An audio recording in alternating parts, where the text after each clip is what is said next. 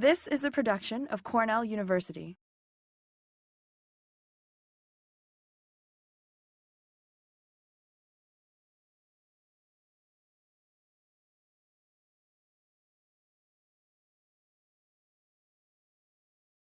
So I'm going to start just a quick slide on what do we get from the ocean, why do we care about the impacts, and then make a couple of points about just a little bit of background, a couple of slides on some points about global warming, just to bring everybody onto the same page. What is global warming? What are the current states of global warming? 2 or 3 slides, and then I'll go through this long list of impacts, and I've divided them out into 2 sort of separate categories, although there's some cross-disciplinary, so to speak, impacts. Both warming and acidification, for example, are impacting corals. But I've tried to separate out impacts of warming, separate it from impacts of ocean acidification.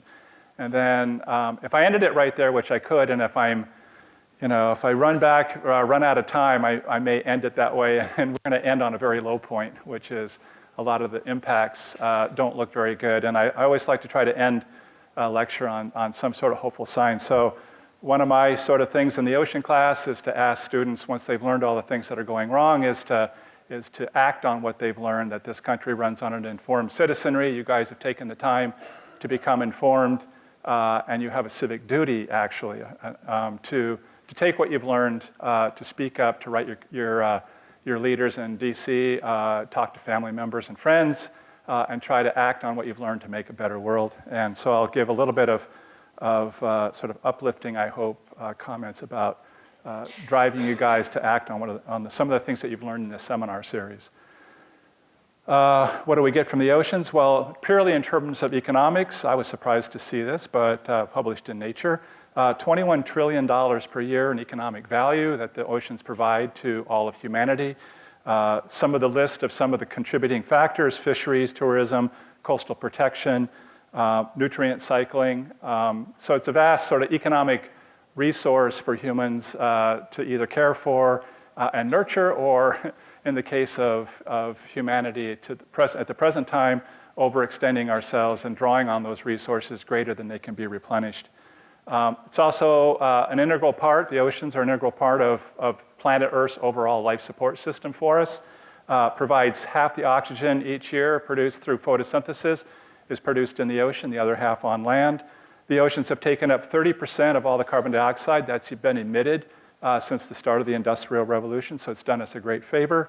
It transports great amounts of heat away from the equator to high latitudes to equilibrate or to moderate the sort of gradients across the planet of temperature, and strongly impacts the patterns of climate and enhances greatly the biodiversity on planet Earth.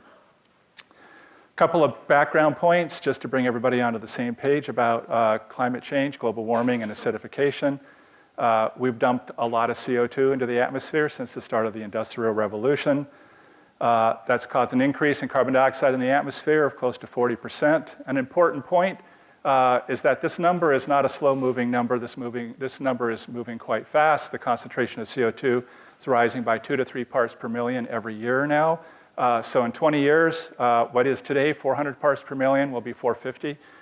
When I lecture in the intro-ocean class, each year I have to update this slide and update the new number. From when I first started teaching, it was 375, and now it's 400. So in the span of 7 or 8 years, I've had to update that number considerably.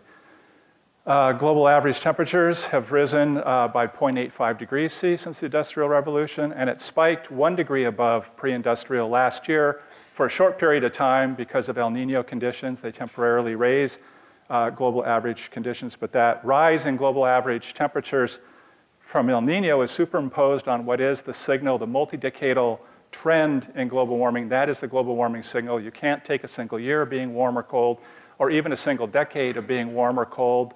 We have lots of natural climate oscillations like El Nino, Pacific Decadal Oscillation, North Atlantic Oscillation.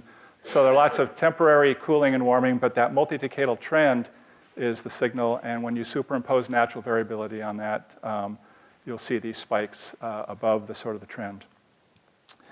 According to IPCC report, the 5th assessment report, the last one to come out, the fact that the Earth has warmed appreciably since the pre-industrial era is unambiguous, and the likelihood that humans are largely responsible for that is extremely likely, 95% certain. So it's not like we're trying to find a signal out of the noise. We are 95% certain that humans are largely responsible for the warming. And I like to say anecdotally that we are now more certain of human-caused global warming than we are that smoking causes cancer. Ocean acidification. As we increase concentration of CO2 in the atmosphere, we drive a down gradient diffusion of that CO2 into the ocean, and we increase the concentration of CO2 in the ocean. When you add CO2 to the ocean, that CO2 reacts. It doesn't sit in the water as CO2. It reacts with water to form carbonic acid. And it's the same thing that happens in your can of Coke. It's a carbonated soft drink. They add carbon dioxide to the solution to create a weak acid that gives it its acidic bite. And that's essentially what we're doing with the oceans at a global scale. So far, I mentioned before that the oceans have taken up a third of all the carbon dioxide that we've emitted since the start of the Industrial Revolution. And so we owe the ocean a big thank you for that. But it's come at a cost, and that cost is an increase in acidity of 26%. And that has the potential to rise considerably higher by the end of the century, as you'll find out towards the end of this talk. Okay, so on to the responses from this warming and this acidification. And again, I'll start with some of the warming issues and then get on to the acidification issues. Warming, kind of the big hallmark of global warming. Coral reefs are oftentimes referred to as sentinel species or sentinel communities because they're very sensitive to warming. And coral bleaching is definitely one of the most vulnerable sort of ecosystems in the marine realm that are being impacted by global warming. Corals are animals. They have tentacles. They have mouths and guts. They can eat zooplankton that swims by. They can grab them and stuff them in their mouth. But they get the vast majority of their nutrition from the zooxanthellae algae that live symbiotically in their tissue. 60 to 90% of their overall nutrition comes from the photosynthate that the algae produce for this algae. So without those symbiotic algae, these corals basically starve to death if they lose these algae for an appreciable period of time. The corals themselves, the animals, are colorless. The tissue is colorless, and all the beautiful colors you see on a coral reef are there because of the zooxanthellae algae. There are different species of zooxanthellae that impart different colors to the corals. This symbiotic relationship is very sensitive to temperature. 1 degree C rise in the temperature for more than a few weeks will lead to a breakdown of that symbiotic relationship. And when the zooxanthellae leave, so does the color, and what's left behind are the coral animals without the zooxanthellae and without the color. These corals can survive for a few weeks beyond this point without the zooxanthellae, and if the ocean waters cool back down, there's the opportunity to reestablish the symbiotic relationship and the corals to continue to live. But if it's warmed above 1 degree for an extended period of time, then the corals will die before there's that opportunity to regain those zooxanthellae. So coral bleaching by itself is not death, but extended coral bleaching periods do result in death of coral reefs. Here's the problem that the corals are facing. These are the blue lines, are the horizontal blue lines, are the thresholds, the temperature thresholds for different communities of coral reef. Some are in Jamaica, one's in Phuket, Thailand, the other one in Tahiti. They have different tolerances, but once we cross those tolerances, these communities of coral reef begin to bleach. And we've had this multi-decadal trend in global warming. So in the past, when the global average temperatures were lower, we had natural variability that occasionally crossed that blue line and created a bleaching event. But as we warm the planet, we start to rise that average temperature up higher and higher to where natural variability about that mean trend starts to more frequently cross these thresholds, and we have more and more occurrence of these coral bleaching events. Last year, we had a big bleaching event caused by El Nino, and by itself, it's not a big deal, but because El Nino is now superimposed, it creates a spike in global average temperatures, but that spike is superimposed on that multi-decadal trend. And each of those dates you see is a past major El Nino event, and you can see that short period spike in global average temperatures created by El Nino, and then it subsides. But last year we had a big El Nino, as big as the 81-82 El Nino, in fact, but it was superimposed on a considerably warmer background, that multicadal trend, so it created the worst mass coral bleaching worldwide that we've ever observed. And a colleague of mine, Professor Drew Harvell, was at a meeting. She gives a guest lecture in the inter-ocean class. And even before I saw this Washington Post article, she said, Bruce, I was just back from a coral reef meeting, and the scientists were literally crying at that meeting because of the mass devastation they saw around all the coral reefs around the world, essentially. So it's a big event. Some parts of the Great Barrier Reef bleached, 90% bleached, the northern part of the Great Barrier Reef, closer to the equator, so warmer waters. That didn't lead to 90% plus death. I forget what the death rate was at the end of it all, but maybe around 50%. I'm kind of guessing on that one, but it wasn't the full 90%. And the parts of the Great Barrier Reef further away from the equator, further south, were not impacted as strongly as the northern part of the Great Barrier Reef. These are projections about when we're going to get coral bleaching every single year once we cross sort of almost permanently across that warming trend. So we are at, I should back up and say that, we're now at 0.85 degree global average warming. So we're just below that 1 degree. So that's why these things with extreme events like El Nino can cross that 1 degree threshold. But at some point, we're going to rise up so that every summer, even though tropical seasonality isn't super strong, it'll be strong enough to cross on an annual regular basis. And here's a range of different coral reef areas. There's the Philippines, Indonesia, Florida Keys, what's the other one? Papua New Guinea, Fiji, and Cuba, and French Polynesia. All these, if you look at the color coding here, within 15 years, the reds are going to start to regularly bleach every single rise. Annually, every year they're going to bleach. The orange and yellows will start that annual bleaching in another 25 years. So these timescales, I guess the important point is these timescales are not these distant timescales of end of the century. These are timescales, and this is a really important take-home message, is the timescales that we're dealing with to fix this problem are not end of the century timescales. They are decadal timescales. We have to start acting right now and get this thing, carbon emissions, down to zero. As we all know now from the COP21 consensus statement, was we have to take the whole planet to zero carbon emissions by mid-century. And this is business as usual. If we don't pull this off, this is what's going to happen to the coral reefs around the world. Polar ecosystems. The polar, as you know, the high latitudes, the polar seas are warming twice as fast as the rest of the Earth, so there are strong feedbacks, most especially in the Arctic, where you lose albedo and expose the Arctic Ocean, and that absorbs a lot more heat than the white ice that was there before. IPCC's fifth assessment report states that the Arctic is going to be the most rapidly changing and the most severely impacted of all the regions on Earth. In 2007, the fabled Northwest Passage opened for the first time. It happened again in 2012, 2016, and it's probably going to happen in 2017 because the present conditions in the winter in the Arctic are as low as they've ever been measured in 35 years or 38 years of measurements. This is an animation of the monthly sea ice. So it grows out in the winter, it shrinks in the summer. I want to draw your attention to the multi-year ice. That's the real take-home message from this. So these are different, I might as well just walk over here and point it out. This is 5-year or greater ice. So this is multi-year ice. It's thick, hardy ice that is difficult to break away and difficult to melt and difficult to break apart. So that's the stable ice.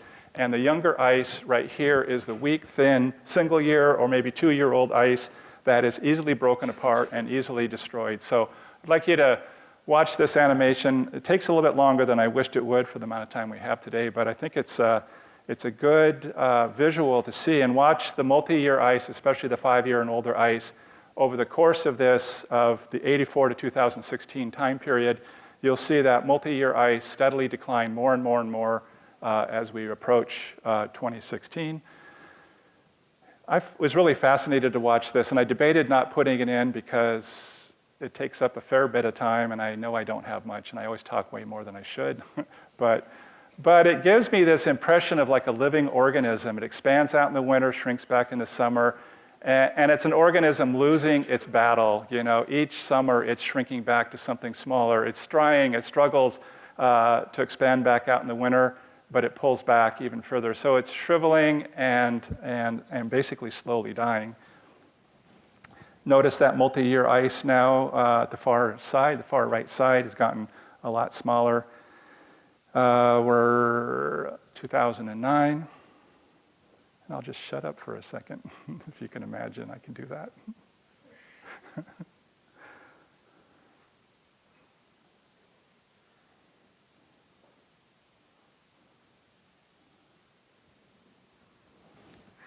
Okay, so that's the real take-home. Multi-year ice is almost completely absent now. So we're really at this tipping point, and we've been at a tipping point. The tipping point of losing this ice probably happened in the late 90s, where it was irreversible.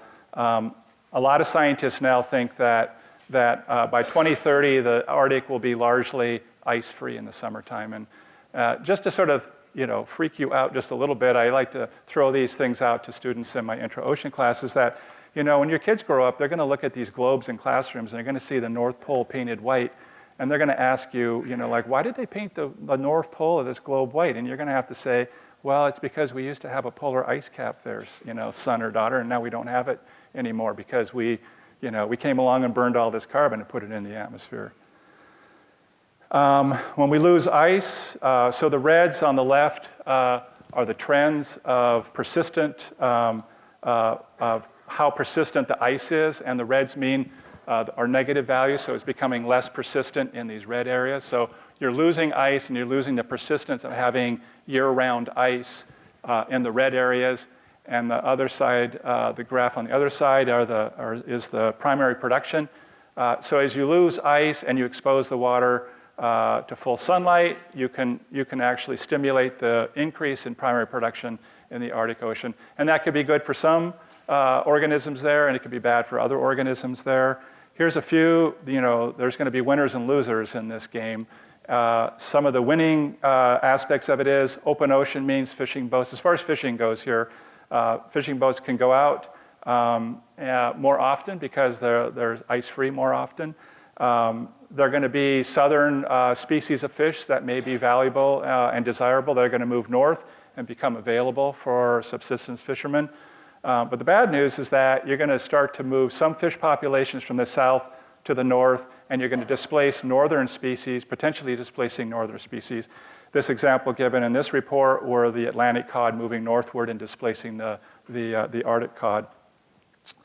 And then there are a lot of unknowns up here, changing the spawning grounds and the feeding grounds of major commercially important fish populations are going to be moved around with unknown consequences for what will happen for these species. This is a map that sort of shows how the before and after, as we start to melt this ice, change the ecological system, increasing primary production, warming the ocean waters, moving southern species northward. We start to redistribute. In some cases, these species expand their range. In some cases, the Arctic species in this example shrink their range. And things are changing at this really rapid pace. These things are, this loss is accelerating.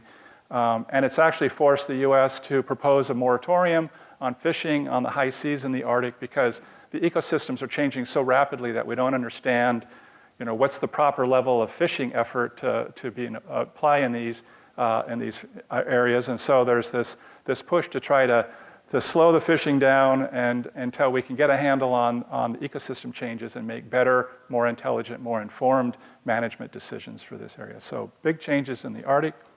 Antarctica, there are big changes as well. And they divide Antarctica. You probably have heard this in some of the news. There's West Antarctica and East Antarctica. The West Antarctica is the region of Antarctica that's warming the fastest. It's also the place that's losing most of the ice in terms of ice loss. And if you look, this is the loss of ice. Again, I just point out that the red over there is the loss of ice millimeters per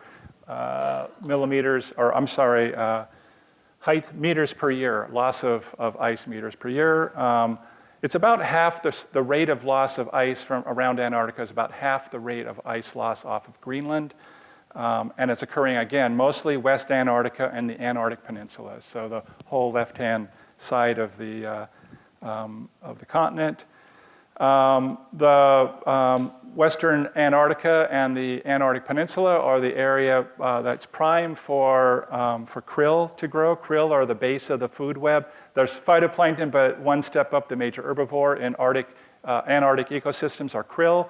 They're the food source for sea lions, seals, large fish, whales, and so they really are the keystone species central to the survival of lots of other larger species. And they've seen a 70 to 80% decline over the last 40 years. And a model that came out not too long ago predicts that by the end of the century, 80% of these krill habitat areas are going to go away. So there are big changes again in the Antarctic ecosystem as well. This is just one slide on other. This is a worldwide phenomena. I mentioned a couple of slides ago about the loss of habitat and the movement of southern populations of fish species up into the north. In the case of the Arctic, it's also happening in the Gulf of Maine. Cod are moving out of the Gulf of Maine and moving northward. Lobsters eventually are going to be moving northward as well. So everything's being shifted. And this is a paper that came out a couple years ago that kind of looked at a global analysis of these shifts. And there are phytoplankton, there are zooplankton, there are bony fish. And the left-hand side is the displacement. And the axis is kilometers per decade. It's just meant to give you this general idea that it's not just isolated things like the Arctic and having some Arctic, southern species moving. This is a worldwide phenomena happening across the planet, essentially, happening at the base of the food web.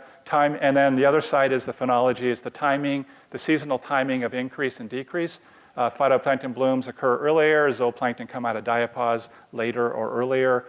So there are changes in both the timing and the sort of displacement of a wide range of different taxa in the ocean system, from the lowest phytoplankton to the zooplankton all the way up to the bony fish and large organisms. Okay, so then finally, one last thing on the global warming front, this idea of deoxygenation of the global ocean. I've heard about this for probably the last 5 years or so. In intra-ocean class, I present a little bit of this, but this paper that came out a couple of weeks ago in Nature got taken up by all the popular media, all the big media sites, and it kind of went around. So I kind of jumped in and looked at the paper pretty carefully and tried to distill a little bit of it for you guys today. So for those in the intra-ocean class, you'll recognize this figure. This is basically a cutout of the Atlantic Ocean. Somebody took a cruise from Iceland all the way down to Antarctica. And so the North Pole's on the far right and the South Pole's on the left, the equator's in the center, and then the vertical axis is depth. And essentially all of the oceans, you can think of, this is sort of archetypical, you can think of warm water float. It's a stably stratified condition. We have warm, less dense water floating on top of a much thicker cold layer. At about the 500-meter depth range is the big transition between the warm water and the cold water. That's the main thermocline of the ocean, the big changeover between the cold and the warm. And this is a cutaway showing you essentially, because a big term in that paper is referred to as ventilation of the main thermocline. So, and I have to do a lot of hand waving here since I don't have my pointer with this beautiful screen. But biology happens in the lighted part of the ocean, the first 100 meters or so. Biology meaning photosynthesis takes up carbon dioxide to form organic matter. That phytoplankton sinks or it gets eaten and something else sinks. Eventually stuff sinks, organic particulate matter sinks out of the lighted zone. And it's rapidly in this 500-meter range in the main thermocline, it's consumed and decomposed by microbes. When they decompose this organic material raining down from the lighted part of the ocean, In that main thermocline area, the organisms that are decomposing that dead organic raining down are also consuming oxygen. So they draw the oxygen down lower and lower. And if there was no replenishment of oxygen over time, it would draw it down to zero. But there is replenishment. There's vertical mixing that I'm showing with the arrows. And there's also a process called subduction, which is to take high latitude waters and force them down into the interior along these outcropping isopycnals, lines or layers of constant density. So water wants to move in the ocean along a surface of constant density. It doesn't want to cross very effectively. It wants to move along. And so subduction is forcing this water at high latitudes underneath the subtropical oceans. While this water is moving from high latitudes to subtropics, there's organic material raining down day by day, week by week, year by year, decade by decade. It takes several decades to go from one part to the other. And so for 50 years or so, for example, as it moves from high latitudes to low altitudes, the oxygen along that way is being drawn lower and lower and lower because that water is getting older and older. Here's a cross-section of the same North Atlantic, and it's the oxygen concentrations. And the oxygen starts relatively high at mid-latitudes. It sinks about 500 meters and moves towards the equator, where at the equator it's eventually upwelled. But as it moves towards the equator, oxygen's being drawn down lower and lower and lower. And again, it would go to zero if we didn't replenish, but we do get to replenish through vertical mixing and through this process of subduction. But as we warm the very top of the ocean, we make that surface water more buoyant. It's like blowing up the beach ball. It's harder and harder to mix buoyant water vertically, and it's harder and harder to push buoyant water down into the main thermocline and push it towards the equator. So the subduction is slowing down because of this increased buoyancy due to the heating of the very top of the ocean, and vertical mixing is slowing down. Those are the two big causes. We've slowed down the replenishment of oxygen into that interior. And that has led to this result that we've worldwide. So people have modeled this, and they've proposed that with global warming, and we increase the strength of the stratification, essentially make the top of the ocean much warmer than it was before relative to the bottom. It makes it harder to mix that oxygen into the deep interior. And that's going to cause microbes to have their way and pull oxygen down lower and lower. And so modelers have been doing this, and the big thing about this paper was that they collected all the historical data sets that have been archived over the last 40 or so years. And direct measurements, they saw a 2% drop worldwide. Some places had a much higher drop than that. Their conclusions were one of the big drivers was the reduction in subduction and the reduction in the vertical mixing, the replenishment of the oxygen into these zones. And these zones, as a consequence, are expanding. They're moving away from the equator northward. It's particularly pronounced in the North Pacific. And there's some important areas in the Southern Ocean and the Arctic Ocean as well, where there's been this exaggerated enhancement of the depletion. So it doesn't take much. Apparently, a few percent change in the oxygen concentration can have pretty drastic impacts on the biology, and organisms will begin to avoid these things. And so, these are equivalently, these are the dead zones of the global ocean. We've referred to dead zones before from the Mississippi River. These things are effectively dead zones of low oxygen zones that are now spreading out and intensifying. And we're separately, as we stratify the ocean, most people, certainly the intra-ocean students, have heard of dead zones, Gulf of Mexico, where you drive excess nutrients into the coastal environment. That stimulates phytoplankton to grow. It sinks into the deep ocean. That's food for microbes to decompose, and they also suck down the oxygen. But every winter, typically, you can replenish that oxygen with vertical mixing. But as we warm the planet, it's going to get harder and harder for that vertical mixing to replenish. So Bob Howarth here at the university, Professor Howarth, is working on this problem, one of many problems this guy works on, I have to say. He's kind of an amazing person, a methane person, but he's also a nitrogen pollution person and understands and is actually doing research right now in Hudson River, looking at future trends in global warming and how that's going to enhance the dead zones. Same amount of nutrients, same amount of everything. You're going to expand these dead zones because you're not going to get to replenish the oxygen each winter as efficiently as you otherwise would have done before the onset of this global warming. It's not just a Mississippi problem, by the way, it's a global problem. There are dead zones around the world, and these things will be exaggerated around the world as we start to warm the planet. Okay, isn't this fun, guys? So now you know why I want to hurry up and get to like the uplifting part at the end of fighting this stuff and kind of giving ourselves a little bit of hope to try to, because this is all, a lot of these dark stories are kind of, they're scary, but they're going to get, a lot of these sort of predictions about what's going to happen at the end of the century and stuff are business as usual predictions, and that's why we should avoid business as usual and take the planet to zero carbon by mid-century, and we'll be in a lot better shape. Acidification, poor corals. I once read this. I know I shouldn't do this. I have no time at home, but it was like, this was quite a few years ago, actually, and it was like scientific. It wasn't. It was Popular Science or some kind of popular magazine, and it was like, what is the worst job in science or something like that. And there was this long list. I forget all the, sort of lower, bad jobs, but the top bad job was coral reef ecologist. And I was like, really? Because that sounds like most people would think that'd be an awesome job, right? And the reasoning for that was like, this is this thing that you love so much you want to devote your life to it, but you watch it destroyed before your very eyes. And I said, Drew Harvell, at the last coral meeting, people were crying, grown people crying as they, witnessed their beloved coral reefs go away. These are the projections. Actually, Professor Harvell is a co-author on this paper, came out in Science back in 2007. I want you to point out one thing, just to give you, really to drive home the rate of change of CO2 in the atmosphere, the concentration.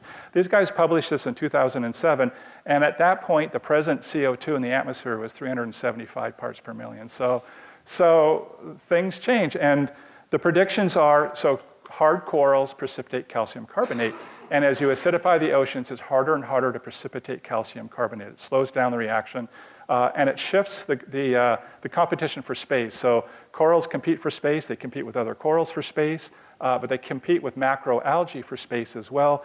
And as you acidify the oceans and you slow the precipitation rate of calcium carbonate that they need, you slow their growth rates and you shift the growth advantage and the competitive advantage over to the macroalgae. And that's predicted to happen with acidification at 450 parts per million to 500 parts per million. And as I pointed out at the start of this lecture, we're changing CO2 concentrations by 2 to 3 parts per million every year. So in 20 years, we're going to have 450 parts per million, and that's what we're going to have with business as usual. So again, it's decade scale. It's not get your head out of this end of the century business and get your head into this decade business, because that's what's happening. And then again, at 500 point, another 20 years from there, they'll all be gone. So, and again, your kids, for the younger students in the class, they're going to open up these books with these beautiful coral reef pictures, and they're going to say, Mommy, Daddy, why can't we go see these? And you can say, well, we don't have those anymore because we burned all this fucking carbon and put it in the atmosphere. Sorry, I couldn't help it. But I was trying not to do that. I was like, when I was coming up here, I was like, I'm actually kind of nervous about this lecture because there's actually like grown-ups in the room and I can't be my normal self of telling side stories and watching my language. But this is a big deal and it's kind of hard to hold back, right? So anyway, this is a big deal, guys. You don't want to tell your kids that like, that's a harsh thing, man. So anyway, so oyster, I think most people have heard of this, but I grew up on the West Coast, and I grew up in Washington State, so I know this story. I mean, I didn't know it growing up, but I'm kind of interested in it. Seattle Times had a really great, if you ever want to really get into this story of oyster aquaculture and its decline because of ocean acidification, go Google Seattle Times ocean acidification, and you're going to get this great, it won a Pulitzer Prize for its reporting. So they're already impacted. Some companies have already moved. I know one for sure moved from Oregon to Hawaii, moved their whole operation because the waters off the coast become so acidic. Deeper waters have low oxygen. The same microbes that pulled the oxygen down respired carbon dioxide. So deep waters have high carbon dioxide. When they upwell during the upwelling season, it brings high carbon dioxide, relatively acidic water, but it now mixes with surface ocean waters that are now more acidic than they were before. And so the combination of those two together it was already close to a tipping point in the past, but because of our actions, it's now crossed that tipping point, and oyster industries are starting to falter on the west coast of the US. It's not just corals and oysters that use calcium carbonate as part of their lifestyle. The base of the food web, not every plankton organism uses calcium carbonate, but some important ones do. Pteropods, coccolithophorids do. Pteropods are a primary food source for some fish species, commercially valuable fish species. And so, the base of the food web is also imperiled by this acidification. And then these are the predictions with business as usual if we don't get our act together, and that is that ocean acidity will increase by 170%. 26 so far, and it'll be 170 by the end of the century if we don't do anything, if we keep business as usual. And again, I want to just point out that it's a decades thing. It's not an end of the century thing for most of this stuff that matters to us, like reefs. So polar seas will become corrosive to pteropods and coccolithophorids within decades. Coral reefs will be slowed or their growth will be stopped within decades. So, they're going to be far-reaching. This is a big deal in oceanography to try to understand the impacts of acidification. There really is this intensity about trying to understand what's going to happen and what are the ramifications of all this. But it's expected to be wide-ranging and severe. Okay, so how much longer can we admit? Now we're done. We're done with the worst part. Hopefully I can lift you guys a little bit up here. How much longer? Well, I think if you've seen, not much longer. We don't have till the end of the century to get our act together. We have to act now. And this is one of my favorite slides, the kind of consensus statement from the COP21 meetings in Paris in 2015. Leading up to that consensus statement, I had in my class talked about we have to get to zero, we have to get to zero, we have to get to zero, but lots of people were like, well, we have to get more efficient, we have to be more efficient. There was like a gray target, and these guys came out and said, and this was essentially so I love to say this, nearly, okay, let's just say essentially, nearly, for all intents and purposes, every leader of every nation on this planet signed that statement. And that statement, so it wasn't just a bunch of crazy, eco-crazy people that said this.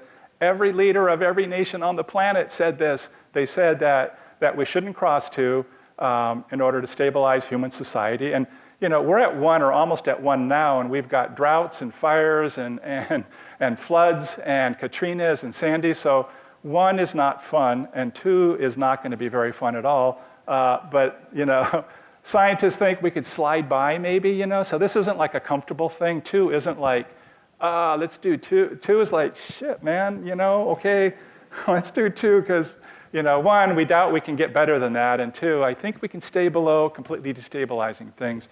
I went through a slide at the start really fast because I was trying to save time, but sometimes people, I feel like they're like, why is 2? 2 seems small, like yesterday was 2 degrees colder than today, what's the big deal? And 4 degrees colder was the last ice age. There was a kilometer of ice on top of Ithaca, New York, and it was 4 degrees global average temperature. So 4 degrees colder really sucked for this planet as far as human civilization goes. So 4 degrees warmer is going to be about as terrible as 4 degrees colder. So 2 is like this, and 4 would be a catastrophe. So get your head around 2 is like one of the most important numbers for the rest of your life will be the number 2, 2 degrees C. So don't cross 2, and in order to not cross 2, we have to take the whole planet to 0 carbon by mid-century. The UN leader at the COP21 was being interviewed on NPR, and I think it was the first time that this reporter ever heard, because I'd heard it because I told my class years before that we have to go by mid-century. And she said, Christine Figueres said, we have to take the entire, global energy system to 0 emission by mid-century. And this guy's like, do you really think that can be done?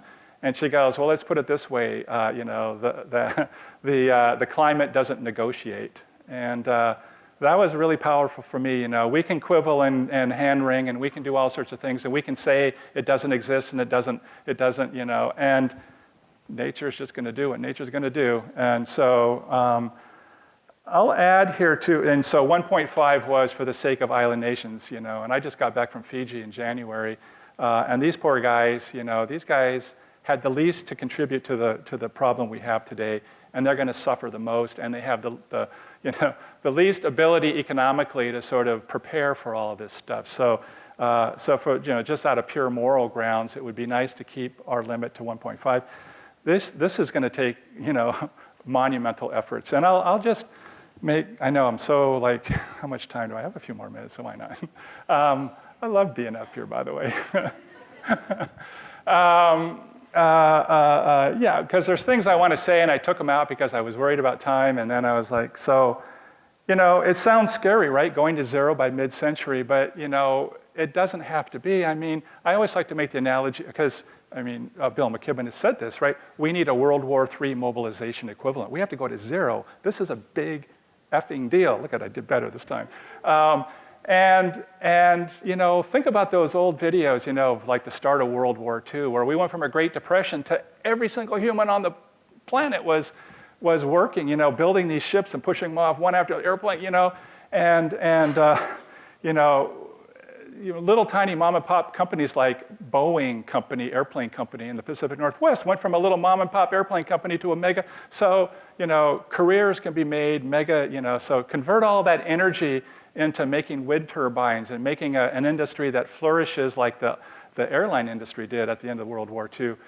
Solar panels, so all of that energy can be an awesome thing with lots of jobs and not this hardship. And I'll add one last thing, which is going to renewable energy. It's not like we should be thinking about being driven away from something great because we have this great moral obligation. What a hardship.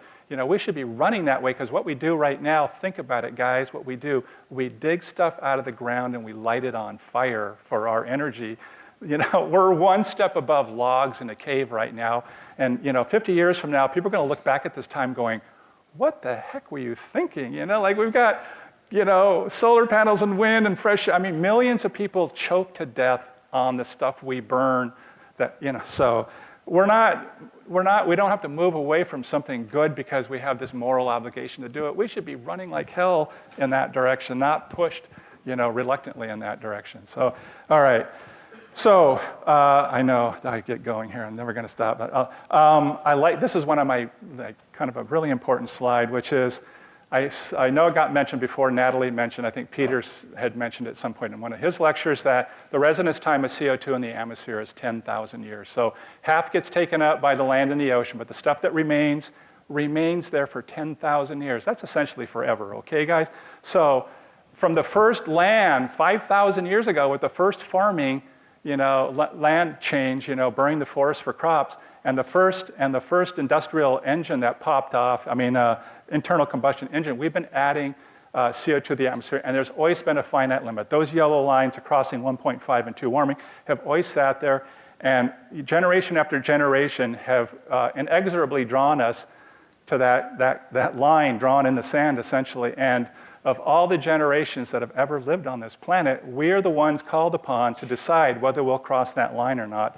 And once we cross it forever. Unless we come up with some amazing carbon capture method that can be deployed at these really large scales, once we cross for 10,000 years. So if we cross 2 and destabilize society, we destabilize society for 10,000 years. So I know it's just the weirdest thing, right? That we're the ones that will decide that, and former President Barack Obama said it a couple years ago. We're the first generation to realize these lines drawn here, and we're the last generation that has the opportunity to avoid crossing those lines.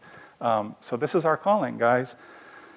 What needs to happen? First of all, it's not like we don't know what to do. It's not like we don't have solutions. It's not like smart people haven't thought through plans. The technology in place today could be deployed. We could solve this problem. People have studied this, and it could be done economically without tearing apart the global economy. And the only thing, you can hear this from all sorts of people in the climate science area, that the one thing that holds us back is political leadership. And I call it political courage. Everybody's afraid to take that step. It's hard, right? It's kind of scary to go from something you're familiar with, if you're a leader, to something that is new. It takes hard work and it takes courage. And if it's political leadership and we get to vote these guys into office, then ultimately, any change on this and any solution to this problem is really on you. And if you guys want to get off your butts and get, the right people elected, you can do it. And if you're the millennials, you are the largest voting bloc in this country. So I know it takes more than just one country, but I just want to point this out. Millennials are the largest voting bloc, and they're the most highly educated in all of human history. So I'm putting all of my hopes on you guys, man. You better not let me down. Sorry, it's a heavy, I make a statement quite often now that, says something to the effect of every so often a generation gets called upon to do something extraordinary. The start of World War II, the folks that were 18, 19, 20, they didn't create the geopolitics that caused World War II, but they had to rise up and fix the damn problem. You guys didn't have anything to do with this climate issue, but you're the generation that's going to decide whether we cross that line or not. You're the ones that have been called upon. Of all the generations, you are being called upon to do something extraordinary, which is to rise up and get this thing fixed. It's not going to happen from the top down. That's my very strong belief. And two obvious examples are women right to vote and equal rights for African Americans. Some president of the United States didn't wake up one day and go, wow, heck, I think I'll give voting rights to women. That would be the right thing. That's socially just.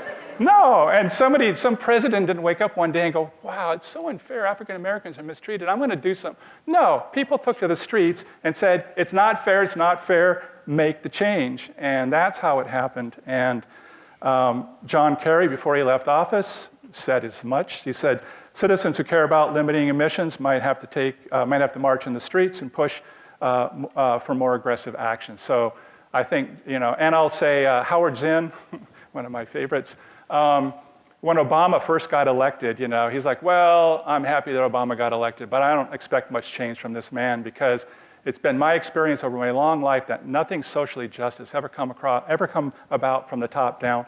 It's always been from the bottom up, from people coming together and asking for this change. And I'm a strong believer that this climate action stuff isn't going to happen unless we rise up. I'll give you my favorite local example. Sorry, intro ocean students. You get it again. So Cornell is very proud of their 2035 plan to take the campus to zero emissions by 2035. But that didn't happen with a president of this university waking, just like it didn't happen for women's right to vote and equal rights, civil rights for African Americans. This whole plan that Cornell has that's so proud of, and rightly so, I'm very proud to be here at Cornell because of this, it didn't start with a president waking up. It started with students. This is a Cornell Daily Sun archive, 2001. And these guys camped in sleeping bags in front of Day Hall. They demanded that Cornell commit to CO2 reductions consistent with the Kyoto protocols. Hunter Rawlings was president at the time. And there were several days of hand-wringing and fiduciary responsibility and what would it cost. And the students were like, it's morally right, we're not moving. And finally, they relented and offered to commit Cornell to these reductions. And I've been telling that to the ocean class for the last 10 years, just about. And Hunter Rawlings, now interim President Hunter Rawlings, so he was president back then, said as much last semester.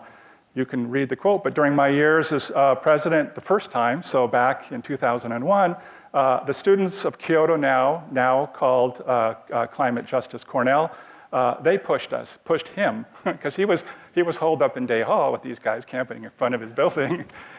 They pushed him. So these students, he acknowledged in front of everybody in the world, and it got printed in the Chronicle, that these students were the ones that really started Cornell on their way. And that's how it has to happen at a global scale now. Okay, concluding remarks, I'm almost done, 4 more slides. So humanity, I didn't get a chance to show you this, but humanity has grown astonishingly in power. We're now more powerful than the forces that create ice age. We can stop an ice age. James Hansen in his book pointed that out as much as Storms of My Grandchildren, a coming catastrophe of climate change. We can pump CO2 into the, you have to get, CO2 went up and down on its own naturally, 180 parts per million, 280 parts per million, not an ice age, an ice age at 180 parts per million CO2. We're at 403 right now, so we're never going to get to 180, and we're never going to have another ice age as long as there's a functioning human society to pump CO2 into the atmosphere. We are now more powerful than the forces that create ice ages. That's how powerful we've become. We're in a 6th mass extinction now, the rate of species loss. We're more powerful than an asteroid that hit the Earth and took out all the dinosaurs and a lot of other species in these mass extinctions. So we've grown. It's like a a testosterone 16-year-old or whatever, way stronger than their head, and we need to catch up. And that's really a race. That's the race we face right now today, is to catch up, to get our wisdom to catch up with our power. And these coming years are going to test all of us. And this is just the weirdest thing. It sounds like science fiction, but this is damn true. And the full arc of all of human history, this generation is super unique. Of all the generations that have ever existed on this planet, we're the ones that will decide the fate of humanity. 10,000 years is all the rest of humanity. We cross 2, we destabilize it. We'll have human species, but it'll be a few of us. We'll live in caves or something. Of all the generations, we're the ones, So, people say, oh, millennials think they're so special. Well, you are special. You're the one. Out of all of human history, you're more special than any other generation in all of human history, because you're going to decide the fate. And so you're called upon to do this unusual thing, this extraordinary thing, which is to work your ass off to take this planet to 0 carbon by mid-century. That's your thing in life these days, guys. I mean, you can work on the side, but you should try to put a lot of effort in getting this to happen. If you succeed, I love this idea. If you succeed, your generation will be celebrated for 10,000 years. People are going to be so grateful. They're going to build monuments like the pyramids. They're going to write epic poems that are going to be retold again and again and again about what you guys did. So that, it's amazing. You guys are really special. And I hope that you guys are able to rise up. And I would much rather be celebrated for 10,000 years than the opposite, which is you will be cursed for 10,000 years. People will say, you saw the line, you knew, and you didn't do it. You, God damn it. So it's like what's the Planet of the Apes, where the guy's on the beach and the Statue of Liberty is halfway under sand. And anyway, this is the last slide, which is, I've had lots of my days where my gut was just, in my, down here, The present administration in DC, the President Trump, adamantly against acting quickly on climate change, and this is a wrong thing to do. It's on the matter of decades. We have to go to 0, and we have to start right now. So this delay, even of 4 years, scares the crap out of me. And I'll end this just by saying, what Martin Luther King Jr., who fought this hard battle, that we must accept finite disappointment. So I was certainly disappointed, and not Democrat, Republican, and all that, but I knew what the climate issues are. I know what they are, and I know what, and I knew what, and I predicted what, and I'm certain of it now, of what the administration's intentions are on their inaction on solving the climate issue, on solving the emissions issue. But I can fold up and get small, but losing hope means losing power, and I refuse to lose power. I refuse to not fight this fight to the bitter end. So we must not lose finite hope, we must accept finite hope, but we must never lose infinite hope. And that infinite hope is that we do get this thing to 0 and fight back. Thanks, guys.